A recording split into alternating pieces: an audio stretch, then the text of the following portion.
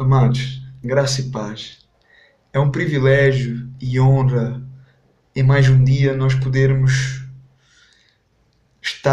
entrar na presença de Deus, onde Deus nos dá então um privilégio, uma oportunidade de nós podermos então estar em mais um dia, em mais um momento, em mais uma misericórdia, em mais uma graça de Deus que nos alcança, onde então nos faz nós estarmos na presença de Deus. Então que este tempo seja então um tempo de bastante proveito, de aprendizado, de conhecimento, que o Espírito Santo então ele venha fazer a sua vontade neste dia, neste momento, que a nossa mente, que nossos olhos, que nossos ouvidos, que o nosso coração então esteja ligados no Senhor, estejam ligados então na sua presença e que nós possamos realmente então estar ligados à sala do trono de Deus, para podermos entender tudo aquilo então que Deus vai nos falar. Espírito Santo, fica conosco.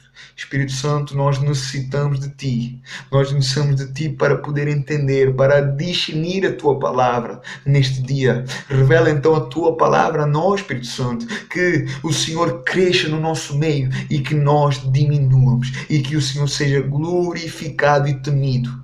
Em nome de Jesus. Amém. No capítulo de ontem, no capítulo 5, nós vimos que os planos de Satanás foram frustrados. Pois Satanás então ele queria destruir a comunidade de Atos, de nossos irmãos primitivos. Mas como Deus é Deus, ele não perde então uma luta para Satanás. Pelo contrário, Satanás é e sempre será derrotado por Deus. Os planos e a vontade de Deus prevalecem em todo o tempo e sempre vão prevalecer. Glória a Deus por isso. Nós vimos então no capítulo 5 de ontem, nós vimos então a compaixão do povo. Nós vimos então a comunidade crescendo a cada dia mais vidas eram alcançadas e salvas. Nós vimos então os apóstolos, o testemunho dos apóstolos então sendo presos por então proclamarem a mensagem da cruz, a mensagem do Evangelho, a mensagem de Jesus. Mas nós vimos então a mão de Deus tirando eles da prisão através de um anjo que os libertou. Vimos Deus então através do anjo encorajando eles a continuar então a sua pregação, a sua mensagem para o povo. Mesmo sendo perseguidos, eles continuaram. Vimos então os apóstolos sendo então açoitados e vimos a reação daqueles homens que, sendo aceitados, eles saíram do sinédrio se alegrando por ser açoitados. Tudo isto nós vimos então no capítulo 5 de ontem. Então hoje nós vamos continuar. Hoje então o nosso capítulo é o 6. O capítulo 6 de hoje, ele fala então sobre a instituição dos diáconos e sobre então a prisão de um jovem chamado Estevão. Estevão queria ser então o primeiro mártir, morrendo então pelo Evangelho, morrendo então por Jesus Cristo. E vamos ver isso depois no capítulo 7. O capítulo 6 de Atos de hoje, ele relata então um momento importante da igreja primitiva. Muitos judeus, depois de se converterem então a Jesus através dos sermões de Pedro, eles se recusaram então a voltar para seus países de origem. Lembram-se de Atos capítulo 2, quando o Espírito Santo, a promessa do Espírito Santo foi descida sobre aqueles 120 homens. Eles falaram então, eles foram apanhados então a falar em várias línguas. E então naquele momento estavam lá homens e mulheres de várias línguas e povos. E então esse povo se converteu a Jesus através da pregação de Pedro, através da pregação daqueles homens. E esse povo, não, depois de receber Jesus, depois de se converter a Jesus, eles não quiseram voltar mais para seus países. Pelo contrário, eles quiseram ficar ali juntos, ficar em Jerusalém, juntos com a comunidade, juntos então como igreja primitiva. E então, como eram muitos membros, criou-se então ali uma situação social crítica para a igreja primitiva. E então precisava-se resolver então a situação. Havia então entre as necessidades mais básicas, ou seja, as cestas das provisões, as quais então eram distribuídas necessariamente para as viúvas. Só que entre essas viúvas havia as naturais de Israel e também aquelas que também eram judias, mas nascidas ou habitantes de outras nações, de outros países. Só que provavelmente havia ali uma má distribuição. Havendo então ali uma má distribuição, isso gerou então críticas por parte dos grupos prejudicados, ou seja, algumas viúvas. E então os apóstolos entenderam isso, e então eles decidiram convocar então todos os discípulos, toda a comitiva, toda a igreja, todos os discípulos, como está lá no versículo 2 do capítulo 6. Então, os apóstolos eles chegaram à conclusão que eles não poderiam fazer duas coisas ao mesmo tempo. Eles não podiam ensinar a palavra e ao mesmo tempo servindo então as necessidades cotidianas do povo, das pessoas. E então no versículo 3, eles falam então para que o povo escolhesse então entre eles sete homens então de boa reputação, cheios do Espírito Santo, cheios da sabedoria, e os quais então iriam se encarregar do serviço de ajudar nas cidades. Estes sete homens seriam então elegidos então a diáconos. Então nós vamos ver o que a Bíblia diz sobre o que é um diácono, o que significa então um diácono.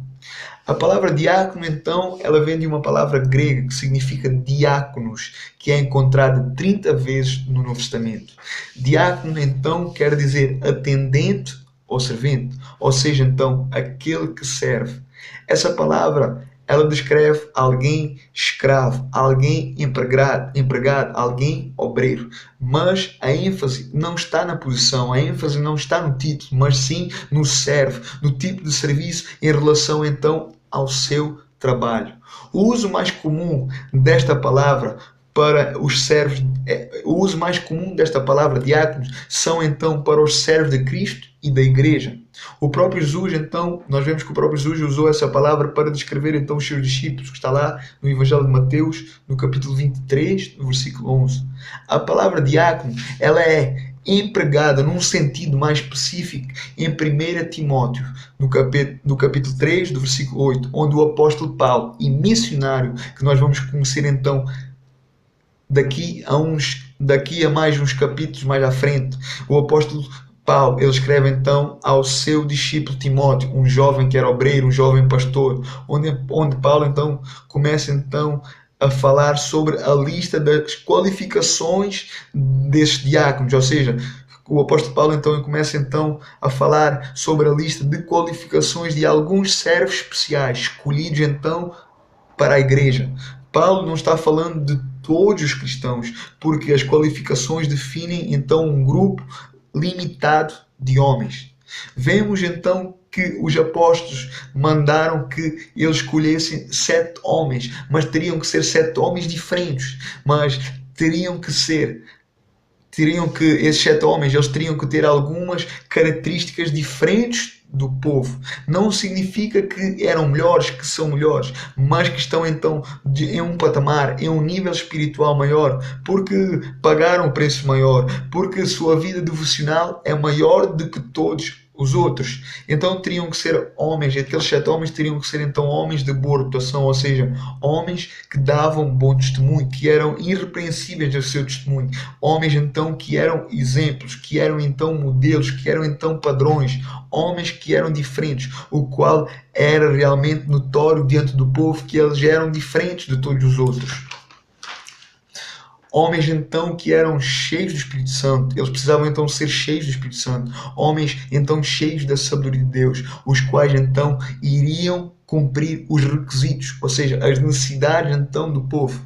E então os apóstolos, eles determinaram então como teriam que ser então esses 7 homens, os quais iriam ser chamados de diáconos, os quais iriam então ajudar nas necessidades, que iriam então satisfazer as lacunas, as faltas, e que os apóstolos então, depois de escolher esses 7 diáconos, e os apóstolos então eles poderiam então continuar a ensinar acerca da palavra, ensinando então a palavra ao povo, e esses diáconos então iriam suprir as necessidades, as faltas, as lacunas. E então uns faziam uma coisa e os apóstolos faziam outra. O versículo 5 nos mostra que a multidão se agradou então com aquela proposta que fez os apóstolos, e então escolheram então entre a igreja primitiva, aquela comunidade, escolheram então 7 homens. Escolheram então um jovem chamado Estevão, o qual era conhecido então pela sua fé e por ser cheio do Espírito Santo. Escolheram Filipe, o qual iria ser um grande evangelista, conquistando toda a Samaria, os samaritanos. Nós vamos ver isso mais para a frente, no mesmo livro de Atos. Também escolheram Procoro, Nicanor, Timão, Parmenas e Nicolau Pruselo de Antioquia. Então o versículo 6 fala que estes 7 homens foram então apresentados aos apóstolos, os quais então os apóstolos oraram por eles, os ungiram e então impuseram-nos as mãos sobre eles, consagrando então aqueles 7 diáconos e então lhes dando então autoridade e virtude da parte de Deus. E no versículo 7 vemos que tudo isto foi direcionado por Deus, porque logo as necessidades que estavam havendo foram providas. E então a Bíblia nos fala que tudo ia bem. A palavra de Deus crescia do meio do povo e em Jerusalém se multiplicava rapidamente o número de pessoas que iriam ser salvas e se tornar discípulos e seguidores de Jesus Cristo. O versículo 8 já começa então falando sobre o jovem Estevão, um dos diáconos que foi, um dos 7 diáconos que foi consagrado, o qual já estava, Estevão então, o versículo 8 já estava falando que Estevão já estava então exercendo o seu cargo. O versículo 8 nos fala então que Estevão não era um jovem qualquer, mas Estevão então era um jovem diferente de todos os outros, um jovem cheio de fé e de poder, o qual o versículo nos confirma que através da fé de Estevão aconteciam sinais e prodígios no meio do povo através de Estevão. Na altura de Estevão, é preciso nós entendermos isto, que na altura de Estevão não havia Facebook, não havia o bate-papo, não havia o chat, não havia televisão, não havia nada do que temos agora. Mas não quer dizer que se tivesse, ele iria aderir a tudo isso. Não estou falando isso, mas nós precisamos entender, nós os jovens, que Estevão é um modelo para nós jovens, Estevão é um modelo para os jovens, Estevão é uma identidade para os jovens, Estevão é um padrão para os jovens. Estevão, ele não bebia, ele não namorava, ele não andava atrás das meninas, ele não andava atrás das mulheres, pelo contrário, Estevão então era jovem sim, mas ele estava exercendo aquilo que Deus tinha para a vida dele. Deus estava no centro da vida de Estevão. Talvez Estevão um dia ele teve sonhos, talvez Estevão um dia teve planos, mas depois que ele aceitou Jesus, depois que ele se converteu a Jesus, tudo mudou. Os seus planos e vontades passaram então a ser Deus. A sua prioridade agora era Deus. A sua prioridade agora era a presença de Deus. A sua prioridade agora era a oração. A sua prioridade agora era os jejuns. A sua prioridade agora era a santidade de Deus. A sua prioridade agora era uma vida devocional diária. E então o dia a dia de Estevão, a sua presença, a sua fé contaminava e influenciava o povo. Os sinais acompanhavam Estevão. Era um jovem tremendamente ousado e capacitado por Deus. Era um jovem tão ousado e usado por Deus. E sabemos que onde se manifestam homens de Deus, sempre se manifestam também os famosos religiosos, os quais são sempre os oponentes daqueles que carregam então a verdade e a sabedoria de Deus. O versículo 9 fala de alguns homens religiosos, os quais então viram Estevão e foram afrontar o jovem Estevão. Os religiosos sempre foram, são e sempre serão assim. Eles não aceitam, eles recusam, eles querem debater, eles se acham os donos da verdade. Eles rejeitam e negligenciam todos os outros. Eles simplesmente recusam eles simplesmente recusam Jesus, o qual então Estevão estava servindo. Só que eles foram se meter com Estevão, eles foram debater, eles quiseram então debater com o jovem errado, talvez porque viram Estevão sozinho, talvez porque olharam às aparências de um jovem que talvez aparentava não ter nenhum conhecimento e muito menos sabedoria. Tem algo que eu quero compartilhar com vocês. Eu, durante 3 anos da minha vida, os últimos 3 anos, eu trabalhei na praia como nadador salvador, como socorrista. E então eu tive o ano passado, há cerca de um ano atrás, eu tive um episódio muito engraçado. Eu conheci duas senhoras já de idade e então eu conversei com elas e por acaso ela sem maldade, ela me chamou senhor, senhor, e então eu na brincadeira disse, não senhor, não, eu sou apenas um jovem, senhor é Deus, Só existe um Senhor e é Ele. E então aquela mulher, os olhos dela brilharam. E então aquela mulher disse, ai, elas chamavam-se de primas. E então uma virou-se para a outra e disse, ai prima, és testemunha de Jeová. É testemunha de Jeová. E então ela me perguntou se eu era testemunha de Jeová. E eu disse, não, minha senhora, não sou. E ela, então o que é que você é? E eu sou, olha, sou discípulo de Jesus.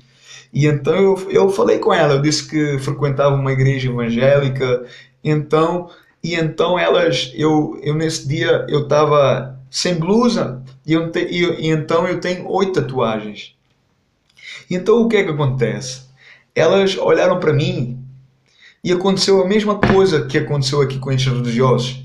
Aqueles religiosos olharam para Estevão e viram ali um jovem frágil, um jovem sozinho, um jovem que talvez não tinha a aparência de ser sábio, entendido, inteligente, um jovem que talvez não, que aparentava não ter conhecimento bíblico.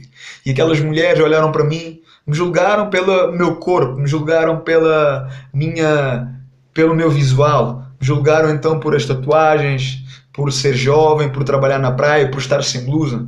E então aquelas mulheres, elas começaram então a querer me evangelizar. Ou seja, elas queriam então debater palavra por palavra. Então sabemos que os testemunhos de Jeová, eles estudam, é verdade que eles são estudiosos, é verdade. Mas a verdade é que eles estão completamente reprovados por Deus. Porque negam a Trindade, negam Jesus sendo Deus, negam o inferno, negam então os dons do Espírito Santo. Então tem muita coisa, é um conjunto de fatores. Só que o que acontece? Aquelas mulheres, elas começaram então falando. Eu fiz-me parvo. Eu só dizia sim, ok. E então o que é que acontece? E então eu, no fim, depois de elas falarem, eu perguntei, posso falar? E então o Espírito Santo, ele começou então a me usar ali para falar com aquelas mulheres. E então eu comecei a falar, e no fim aquelas mulheres começaram a olhar para mim de maneira diferente, porque elas viram que realmente eu não era aquilo que elas pensavam. Elas olharam para a minha aparência e elas me julgaram. E então o que é que acontece no fim? Elas ficaram maravilhadas com aquilo que eu falei. E então aquelas mulheres, eu lembro dela até dizer, ai prima, a fé deste rapaz é admirável. Então, o que acontece?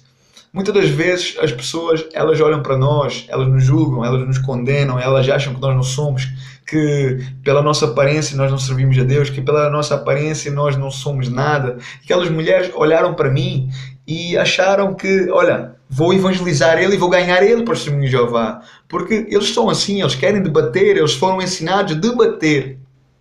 Porque eles acham que têm a razão, porque eles acham que têm a verdade, e porque os outros são todos mentirosos e eles é que estão certos. Os outros são falsos e eles é que são os verdadeiros. E então aquelas mulheres, elas ficaram a olhar para mim de maneira diferente. E então eu no fim eu fiz uma oração por elas e então elas ficaram maravilhadas.